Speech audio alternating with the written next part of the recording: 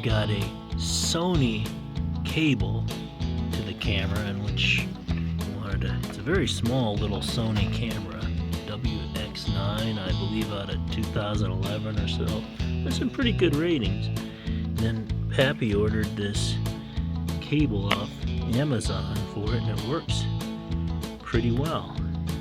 So I'm able to just plug it into just a generic phone charger. The issue was I expected the camera to take, well, that's the thing, I expected it to take one of these, I don't know, they're Android USBs, but it's a Sony, so I don't know, maybe it'll be better, who knows, right?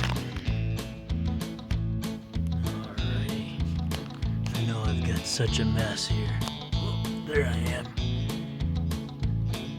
Got the battery charger and battery that came to this little phone, or camera, sorry, I'm so used to talking about a phone.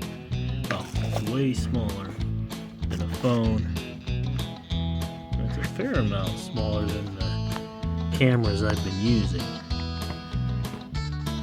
So you can't go too wrong with portability. It does charge. I had ordered it thinking the micro USB would fit in there, and it didn't. I had to get the Sony cable, and that came, and a little yellow light popped on. Whew, that was a relief. And down in the dungeon here, the lab, and I couldn't believe how lightweight this was. It's an extra battery, and I just want to say maybe the brand is Kestar or something. It just doesn't say on the box. And it should fit in the little camera, and then it has a charger with it. Pappy ordered it for me. Originally all I wanted Pappy to get was just a cable. I found a $17.99 cable, and then he ended up ordering this because it's so easy just to click on it, and this has your standard micro USB, and it charges the batteries outboard, so you could like plug it into your battery bank when you're hiking. And oh, speaking of battery banks, I dropped one of these real expensive ones that just quit working. I barely dropped it. These have been working well. You can get those at Walmart or wherever. And I also got from Peoria Camera this nice little case. They had it on sale for like $5.99. I guess just nobody wants this, and I figure I can mount my shot cord. It's got two types of mounting, 2 or 3, and that's important so it doesn't go bouncing all over on your backpack. You can kind of rig something up. So it should be pretty cool, all this stuff. I'm hoping. This actually got real good ratings. I haven't had a chance to compare it. I was very happy with the shots all these cameras have been taking. The other one was another Sony. It looked kind of like just your basic point and shoots. That might even be off a cell phone. I can't remember. These might even be off, I don't know. But for what I like, I'm happy. I could show you some better pictures. Where's that one? Oh, it's just such a mess. I've got a lot of electronics I'm messing with. I got Grandpa's radio kit from 1994. I was supposed to put that together a long time ago. Grandpa was a CB in the Navy. Did a lot of TV and radio. In fact, one of those pictures on the Ken Burns documentary, The Revolution, I thought looked an awful lot like one of his. Now we all talk up our family. I could have been anybody. But, yeah. We'll see how this works. So then you can, I don't know, it's just some options. Maybe I'll just want to take the extra battery and the Sony wire. Maybe this, I'm just really surprised at how small this is, and the plug pulls in. It's really lightweight. I don't see a problem with that going along. It's not something I normally carry.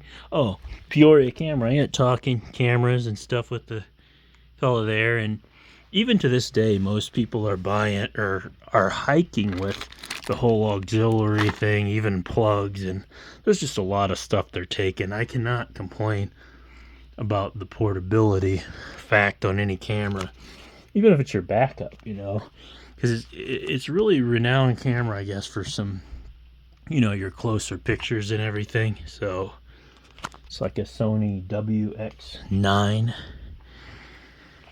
whereas these are good at a wide array of pictures. So we'll just see how it did. I shot a couple with those flowers blowing around. I wasn't extremely impressed, but I didn't have any time to mess around with it. There were no batteries and it was windy.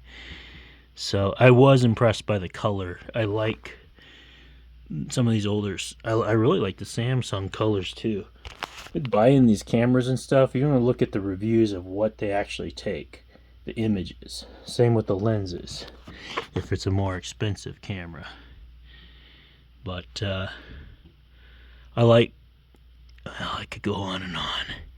I'll leave people alone, but I'm seeing this all kind of coming together. I think there's enough or plenty of room in this box that extra battery could even go in. Or is it? It's nearly nothing. I mean, you know what I mean? And maybe even the charger too. I don't like a lot of space taken up, because sometimes they turn on by themselves and the lens comes popping out, and I think that's maybe a contributor that messes them up. And so if you're ever looking for these, you want to look for one that you want to hold on a couple seconds, or like, see how that's, where is the power? I think that's the power button. It's kind of recessed, so it's not going to come on and come popping out. And this is only a 5x zoom. It still kind of comes popping out of there though. That's what goes wrong on these cameras, but I think it was $141, which is a lot, considering it was probably about that new. But that's just a rage, or the, what do they call it, a rant, a rage, a rave, a fad. Everybody is buying these. Like, this was $179 new. Of course, I got this $52. This is the second one of these I've had, and it didn't work. The electronics are all, there I am, where am I in there? I don't know. It works, but kind of doesn't work type of thing. Type of thing you don't want in your backpack. But it works by the window to take a picture of a blue jay.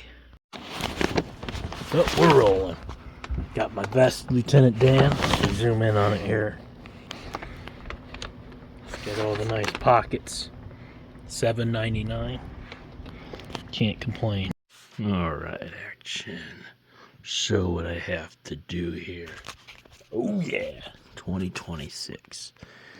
So I usually have to pull the slot out with the little microchip and load it into the phone to edit the pictures or whatever. And the phone usually looks like this, and they're in pretty pristine condition. In this case, I gotta take this little thing out, the little micro SD card, put it into the little bigger micro SD card holder, and slide it into the incredibly small camera, which we're just, I don't know, it's a pretty packable camera. I don't know how it's gonna work out.